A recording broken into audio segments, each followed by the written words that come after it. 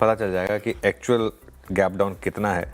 अगर gift Nifty और future से 23,750 के करीब शुरुआत होनी चाहिए फर्स्ट रेट्स निफ्टी के, और हम खुले हैं करीब करीब 23,850 पर।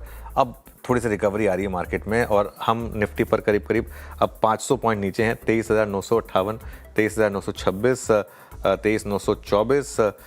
ठीक है, इतनी बुरी शुरुआत नहीं है जितनी कि गिफ्ट निफ्टी बता रहा था।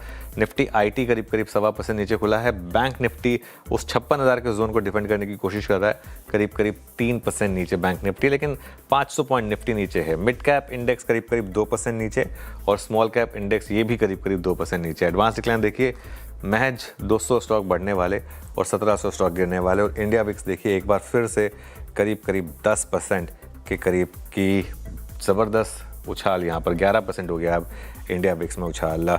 सेक्टोरल लूजर्स पर आते हैं अब, मेरे ख्याल से गेनर्स तो कम ही होंगे। पीएसयू बैंक 4.25% नीचे, ऑटोस 2.5%। ये ध्यान रखिएगा, ये वो सारे सेक्टर्स और स्टॉक्स में चल रहे थे सबसे ज़्यादा, अब यही कर रहे हैं। Nifty financials, Nifty bank, Nifty realty, capital market, इन सब में आप बड़ी गिरावट इस समय देख रहे हैं। गेनर नहीं है, आज एक्सपेक्टेड था। इंडिया विक्स अब 13% हो गया बाय द वे, तो गेनर में सिर्फ इंडिया विक्स है एक्चुअली। 13% हो गया इंडिया विक्स 22.52 पर अब इस समय इंडिया विक्स आ गया है। अब आते हैं हम जरा इंडेक्स लूजर्स पर। सबसे ऊपर इंटरग्लोब एविएशन, वो एक्सपेक्टेड भी था, 5.25% नीचे। श्रीराम फाइनेंस 5% नीचे। एशियन पेंट्स में बड़ी गिरावट आई, करीब करीब 4-4.5% की। एल&टी 4%, अदानी पोर्ट्स और एचडीएफसी बैंक, यहाँ पर भी बड़ी गिरावट इस समय आप देख रहे हैं। अब वो मार्केट का ब्रेवाडो जो है वो खत्म हो रहा है, 23,850 पर आ गए। निफ्टी गेनर्स में सिर्फ ओएनजीसी और कोल इंडिया हैं इस समय। बिग स्टॉक्स देख लेते हैं हमारे, जिसमें ये पांचों रेड में थे। अब एचपीसीएल 8% हो गया, बीपीसीएल 6, इंटरग्लोब 6, एशियन पेंट 4.5 और पिडिलाइट करीब करीब 2.25% नीचे। रिलायंस देखिए प्री ओपन में ज़्यादा नीचे था, अब थोड़ी रिकवरी आ रही है। ऑयल इंडिया अभी भी ग्रीन में है और ओएनजीसी भी अभी भी ग्रीन में है यहाँ पर इस समय पर। अब स्पॉटलाइट वाले शेयर्स देखते हैं। सन फार्मा हमने रेड में स्ट्रेंथ के साथ लिया था, बहुत कम गिरा। जीएमआर एयरपोर्ट वीकनेस के लिए लिया था, करीब करीब 3% नीचे है। चार्ट जीपीटी देख लेते हैं।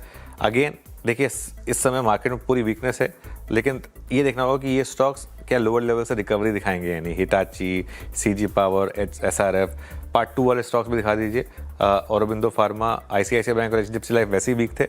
और अब देखिए निफ्टी 23,810 पर। जो बात मैं कह रहा था ना वीरू, कि हम करीब करीब 23,750 तक जाएंगे, उसकी एक सेंस बन रही है, लग रहा है कि अब उस तरफ बढ़ रहे हैं। बताइए एफएनओ में क्या इंटरेस्टिंग है? हाँ अनुज, वाकई आप जो कहते हैं वो होता हुआ। इस वक्त हम 800 की दहलीज को एक बार फिर से तोड़ते हुए एक स्लाइड पुल बैक आया खुलते, जिसके बाद शॉर्ट थी उसने कवर किया, फिर हम सिंक होते हुए 2803। ओएमसीज लाइंड अप है आपकी स्क्रीन पे, और लाइंड अप हो भी क्यों ना, इनके लिए सबसे बड़ा दिक्कत का सबब आपकी स्क्रीन पे एचपी, आईओसी, बीपीसीएल। और जैसे कि मैं आपको पल्स में समझा रहा था कि जिस प्रकार की शॉर्टिंग शुक्रवार को पीएसयूज में थी, पीएसयू बैंक्स में थी, वो मेरे ख्याल से सबसे पहले खाली होंगे। पीएनबी सबसे पहले आया,